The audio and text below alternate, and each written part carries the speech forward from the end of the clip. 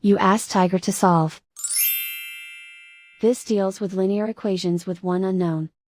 The final result is m equals -5. Let's solve it step by step. Group all constants on the right side of the equation. Add 5 to both sides.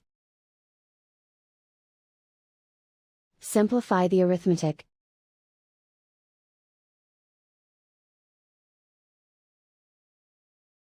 Isolate the m. Divide both sides by 11. Simplify the fraction. Find the greatest common factor of the numerator and denominator. Factor out and cancel the greatest common factor. And so the final result is m equals -5.